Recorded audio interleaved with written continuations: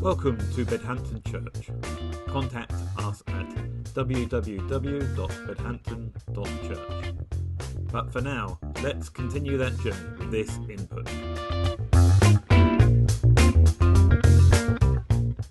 It's good to be with you again this morning. If you've got your Bibles, if you'd like to open them to Hebrews 11, because that's what I'm going to be concentrating on today.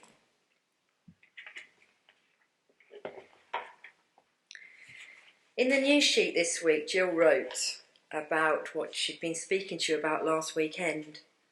And she reminded us of Hebrews 11 verse 1. Faith is the assurance of things hoped for and the conviction of things not seen. And last week you heard about faithful Abraham, who wasn't just living for the day, but his whole life was a pilgrimage, accepting that there were better things ahead for him because God had told him that. He hung on to the promise. He believed and accepted there were better things ahead because had told him so. And today our passage from Hebrews talks to us more about faith. Hebrews 11 verse 29. By faith the people passed through the Red Sea as on dry land. But when the Egyptians tried to do so, they were drowned. And if you look back in the Old Testament to Exodus 14, you will find the passage that refers to. The Israelites had been slaves in Egypt for years, and Moses went to Pharaoh and asked to let the people go. And obviously Pharaoh was reluctant to lose all of his slave labour. But with a little bit of persuasion in the form of those 10 plagues, and with that last plague being the death of the firstborn, Pharaoh agreed to let the people go. So Moses led the Israelites out of Egypt. But actually, do you know, the people he led out of Egypt were a grumbling and moaning group of people. And they started to moan to Moses, wasn't it better when we were back in Egypt? At least we had food to eat. At least we knew what was going on. What's going to happen to us now? And we also read in Exodus that God hardened Pharaoh's heart. And Pharaoh changed his mind about letting the people go, and he chased after them. You can read this in Exodus 14. So in Exodus 14, verse 11.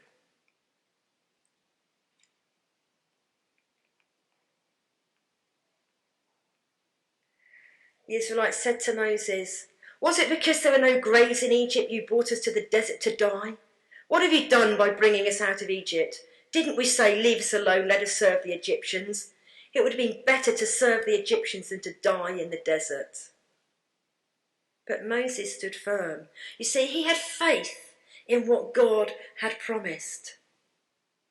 And he said, "Don't be afraid, stand firm, and you will see the deliverance of the Lord today. The Egyptians you see today, you will never see again. The Lord will fight for you. You need only be still." Moses stood firm in the promise. And then in verse 21 we hear, he stretched out his hand over the sea, and the Lord drove the sea back with a strong east wind, and he turned it into dry land, and the Israelites walked over. I was thinking what it must have been like to be one of those Israelites. To be so scared, to have had your years in slavery, to have the Egyptians still chasing you, to see the sea before you, to then see the sea part and be told, "Walk across." What do you mean I'm going to walk on that? That sea there, that water could just come down upon me. But every one of those Israelites did it. Everyone stepped out in faith. And they crossed and they got to the other side. I wonder how many of you have been up to top of Spinnaker Tower. And you see the glass floor in the Spinnaker Tower. And how many of you have seen people walking on it and have looked over the railing and looked down and think, "I can't walk on that. What if it gives way what if it gives way under my weight and I fall?" Yet hundreds of people have walked across it. And have you gingerly stepped on it with fear and trembling and then get to the other side? I've been there with groups of children, and I've had some who've been so scared they haven't done it, and others just fly across it, others pretend they're swimming across it. And recently we took the boys up to the London Aquarium. And I don't know if you've been to the London Aquarium, but when you go into the London Aquarium, there is a glass floor to walk over. And you have to walk over the glass floor to get into the aquarium. This glass floor is over the shark tank. Jack loves sharks, but as we stood there, he went, I can't do it, I'm scared. What if I fall in? Even though thousands of people a day do it. It's by faith, isn't it? We need to step out by faith. So that was the Israelites walking over the sea. And we know when the Egyptians went and walked in the sea, what happened? The sea came back over them and they were all killed. So actually, God's words were true when he said, you will not see those Egyptians again. Then back into Hebrews, who do we have next? After we've had Moses and the Israelites. Then get in verse 30. By faith the walls of Jericho fell after the army had marched round them for 7 days. This is a story from Joshua 6, when God told Joshua some really strange instructions to follow to take the city of Jericho. Joshua, what I want you to do is walk around the city once a day for 6 days. And on the 7th day, I want you to march around it 7 times, blowing your trumpets. Joshua must have thought, what on earth? I've got to go and tell my army leaders this is what we're doing. They're going to think I've gone mad. But actually, that's exactly what they did. Joshua got the army and he got the priests together and they carried the Ark of the Covenant round the city. And on the 7th day, they walked 7 times. And they must have endured taunts and shouting from people in the city. All you're doing is walking. Not got the strength to come and take us on then? But they didn't shout back. They did what they were told. The 7th day they walked 7 times and the walls fell and were destroyed. Every living thing in the city except Rahab the prostitute and her family. And why had she been saved? She'd been saved because in faith she had supported the spies when they came to spy the land.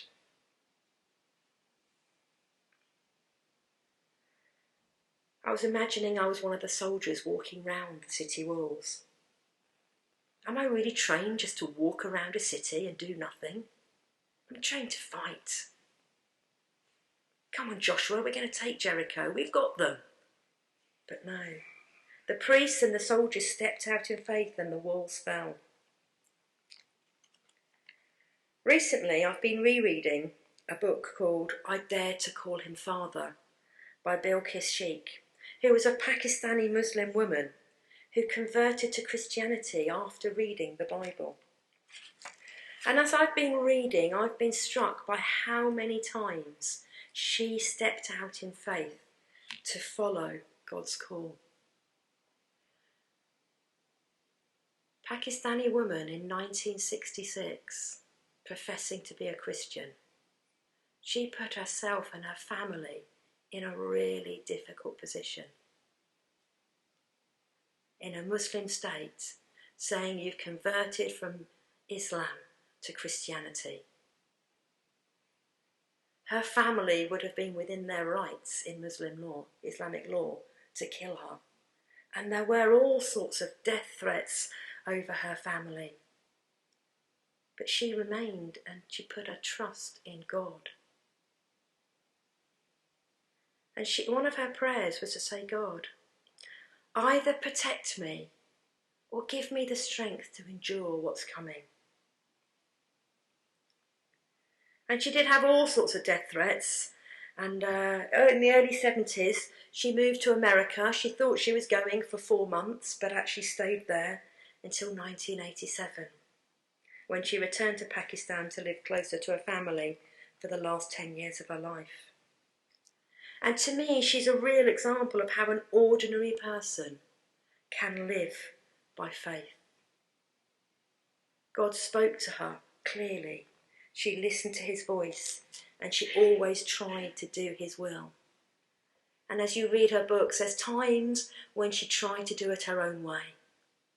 And she then said, every time I felt God's presence go away from me.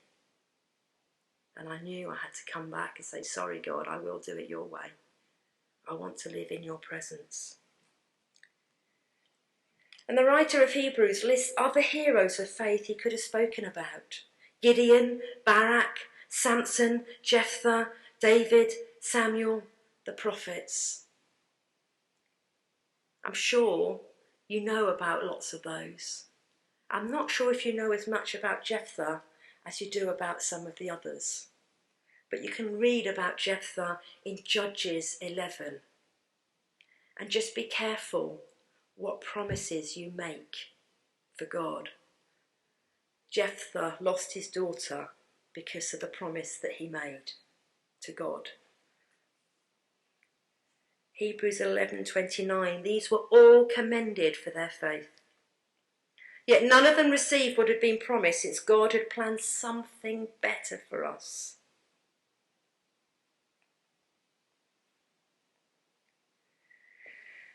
God had planned something better for us, that only together would they be made perfect. And then I love the way our reading today goes into chapter 12. Chapter 12 verse 1 starts with therefore. And I'm so pleased we haven't got that chapter break, because you know what we need to do, don't you, every time we see a therefore in the Bible. We have to say to ourselves, what is it there for? And we know because we've heard it about the people of faith. Therefore, since we're surrounded by such a cloud of witnesses, let us throw off everything that hinders and the sin that so easily entangles. And let us run with perseverance a race marked out for us. Fix our eyes on Jesus, the author and perfecter of our faith. For the joy that was set before him, he endured the cross, scorning its shame, and sat down at the right hand of the throne of God. I just want to read those few verses in the Message. Do you see what this means? All these pioneers who blazed the way, all these veterans cheering us on, it means we'd better get on with it. Strip down, start running, and never quit. No extra spiritual fat, no parasitic sins. Keep your eyes on Jesus, who both began and finished the race we're in. Study how he did it, because he never lost sight of where he was headed. That exhilarating finish in and with God, he could put up with anything along the way. Cross, shame, whatever. And now he's there, in the place of honour, right alongside God. When you find yourself flagging in your faith, go over that story again, item by item. That long litany of hostility he ploughed through, that will shoot adrenaline into your souls. And what's your response to this? Are you living your life keeping your eyes on Jesus, the author and perfecter of your faith? Keeping your eyes on Jesus, who both began and finished the race we're in. And he who put up with anything along the way, cross, persecution, shame. Are we prepared to put up with anything along the way to keep our eyes fixed on Jesus, so that at the end we get to that finish line? Amen.